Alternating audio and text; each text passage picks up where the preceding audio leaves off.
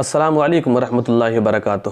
دوستو، جیسا کہ آپ کو معلوم ہے کہ احمد آباد کی رہنے والی ایک عائشہ نام کی خاتون ہے جس نے ندی میں کود کر خودکشی کی تھی۔ ان کا خودکشی کرنے کا کیا مقصد تھا کہ صرف اور صرف ان کا یہ مقصد تھا کہ وہ ایک غریب پریوار سے تعلق رکھتی تھی۔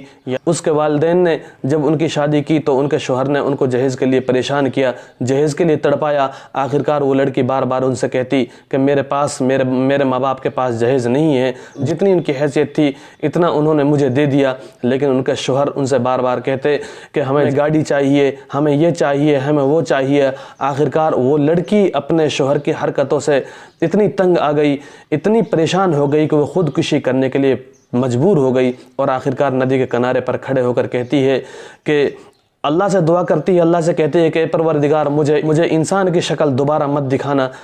اتنی نفرت اس لڑکی کو ہو جاتی ہے اور اپنے باپ سے کہتی ہے کہ اب آپ کی ذمہ داری ختم ہوتی ہے، میں ندی میں کود کر خودکشی کرتی ہوں۔ تو دوستو، ہمارے علماء کرام پہلے سے یہ بات کہتے ہوئے آ رہے ہیں کہ جہیز لینا حرام ہے، جہیز مانگنا حرام ہے، لیکن پھر بھی لوگ اس بات کو نہیں سمجھ رہے ہیں۔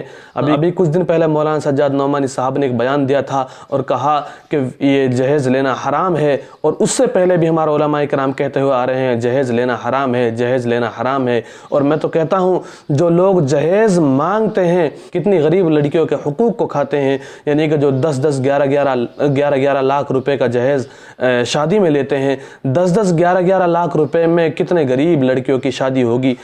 تو میں آپ سے سبھی سے بس یہ گزارش کروں گا کہ اس کے لیے ایک مولانا سجاد نعمانی صاحب کا بیان بھی ہے، میں آپ کو وہ بیان بھی سناؤں گا، تو آپ اس بیان کو اچھی طرح سے سنیں اور اس پر عمل کریں۔ اور میں بھی آپ سے صرف یہ گزارش کروں گا کہ آپ اگر نوجوان اس بیان کو سن رہے ہیں تو نوجوان اپنے والدین سے کہیں کہ ہمیں ایک دیندار گھرانے سے شادی کرنی ہے، صرف ہمیں ایک لڑکی چاہیے، ہمیں ایک بیوی چاہیے، ہمیں اس کے ساتھ میں ایک چائے کا کپ بھی نہیں چاہیے، یعنی جس برتن میں جس کپ میں ہم چائے پیتے ہیں وہ کپ بھی جہیز کے نام پر ہمیں نہیں چاہیے۔ ہمیں آپ سیدھا انکار کر دیجئے، ہمیں کوئی فریج، کولر، واشنگ مشین کچھ نہیں چاہیے۔ اگر کولر ہمیں رکھنا ہے تو ہم اپنے پیسوں سے خرید کر اپنے گھر میں لائیں گے، پنکھا لگائیں گے تو اپنے پیسوں سے خرید کر اپنے گھر میں پنکھا لگائیں گے۔ آپ سب سے پہلے مولانا سجاد نعمانی صاحب کا وہ ویڈیو سنیں، وہ بیان سنیں۔ میں کہتا ہوں سچے مسلمان بنو، اس پیسے کو شادیوں میں برباد مت کرو، غریب گھروں کی بیٹیوں کو اس پر مجبور نہ کرو کہ وہ خودکشی کر لیں یا بھاگ جائیں۔ غریب بیٹی کے ماں باپ کو سے جہیز کے مطالبہ مت کرو، حرام ہے شریعت اسلامی میں جہیز، حرام ہے، حرام۔ اور اے نوجوانوں، میں تم سے یہ کہتا ہوں کہ اپنے ماں باپ سے کہہ دینا کہ آپ ہرگز جس گھر میں میرا رشتہ بھیجیں، خدا کے لیے صاف کہہ دیجئے گا کہ ہمیں لڑکی چاہیے، لڑکی کے ساتھ کچھ نہیں چاہیے۔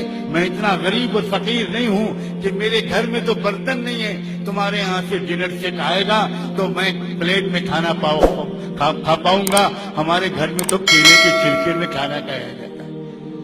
اور میں اتنا غریب اور یتیم ہوں اور خاندانی غریب ہوں کہ اگر تمہارے یہاں سے پنکھا نہ آیا اور اے سی اور کولر نہ آیا تو بھئی ہمارے گھر میں تو پرانا ہاتھ والا پنکھا ہے، ہم تو بھکاری ہیں۔ نوجوانوں، تم نے اپنے آپ کو کتنا ذلیل کیا ہے۔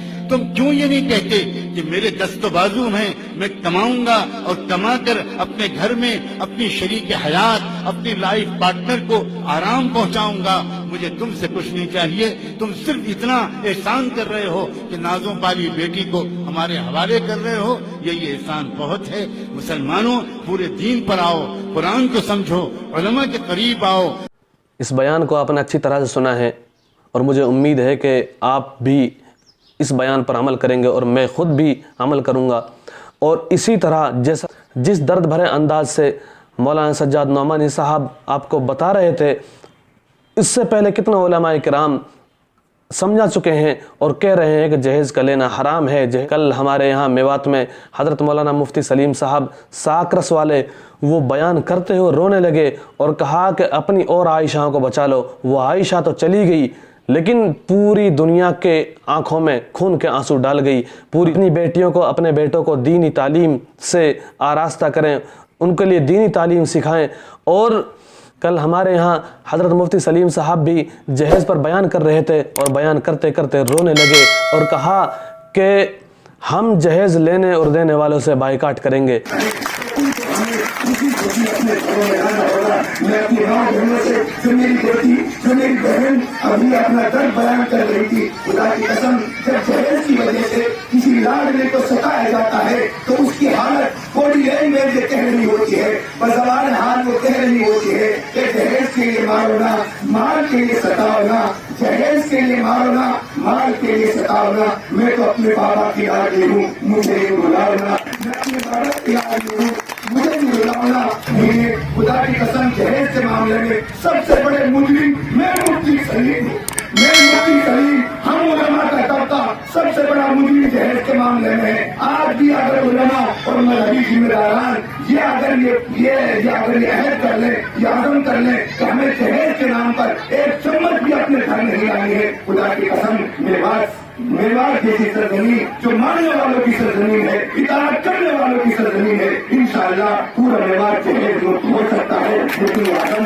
ہم سب کو کرنا ہوگا، مذہبی لوگوں کو کرنا ہوگا، ملی اور سماجی لوگوں کو کرنا ہوگا۔ اور وقت کی ضرورت ہے۔ اگر جو ابھی آج سے 10 دن پہلے جو حادثہ جس نے پورے ملک کو نہیں پوری دنیا کو جھنجوڑ دیا ہے، پورے ملک کے اور پورے عالم کے رہنماؤں کو جہیز جیسی لعنت کے خلاف بولنے پر مجبور کر دیا ہے۔ بڑے بڑے علماء کے بیانات عائشہ کو لے کر کے آئے ہیں، جو عائشہ یہ کہتے ہوئے خودکشی کر جاتی ہے، یہ کہتے ہوئے ندی میں چھلانگ لگا دیتی ہے کہ یہ کہہ کے خودکشی کر لی ایک مفلس کی بیٹی نے، یہ کہہ کر خودکشی کر لی مفلس کی بیٹی نے۔ لو میرا ابو اب تمہاری ذمہ داری ختم ہوتی ہے، لو میرا ابو اب تمہاری ذمہ داری ختم ہوتی ہے۔ اپنے ابو کو پریشان دیکھ کر کے کہ ابو پریشان رہتے ہیں کہ جہیز کے مطالبات بڑھتے جا رہے ہیں، اور اپنے گھر والوں کو پریشان دیکھ کر ایک عائشہ ایک ناجائز جرم کا ارتکاب کرتی ہے۔ لیکن میں خدا کی قسم کہتا ہوں جو لوگ اس بات پر فتویٰ دے رہے ہیں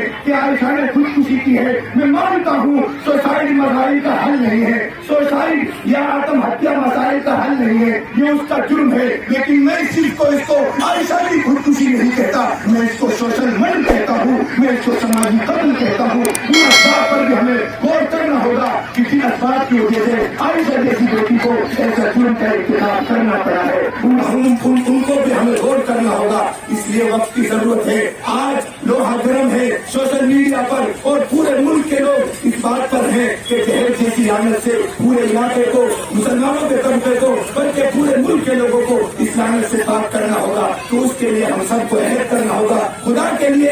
اگر تمہیں اور دوسری عائشہ بچانی ہے، جیسا کہ عائشہ کے والد نے بھی یہی گہار لگائی ہے، میری عائشہ چلی گئی، میری عائشہ واپس آنے والی نہیں ہے، لیکن اب دوسری عائشہ کو بچا لو، اب دوسری عائشہ کو بچا لو۔ ان کو کون بچائے گا؟ اور ایسی عائشہ کتنی ہے کہ جو دنیا سے چلی گئی، لیکن وہ کسی اخبار کی سرخی نہیں بنی، وہ کسی ٹی وی چینلوں پر ان کی خبر نہیں چھپی، نہیں چلی، اس لیے کہ ان کو وہ کسی نہ کسی ان کو کوئی دوسرا رنگ دے دیا گیا، ان کو کسی اور وجہ بتلا دی گئی۔ لیکن اگر ہمیں زمانہ جاہلیت سے ہٹ کر کے اگر ناری کا سمان دینا ہے، اس مہیلا دیوس کے اوپر سب سے بڑا ناری کا سمان یہ ہے کہ آپ اپنی بیٹیوں کو یا آپ اپنی بہوؤں کو پرہیز کے گھروں پر لاؤ۔ میں اس مہیلا دیوس سے یہی پیغام دینا چاہتا ہوں۔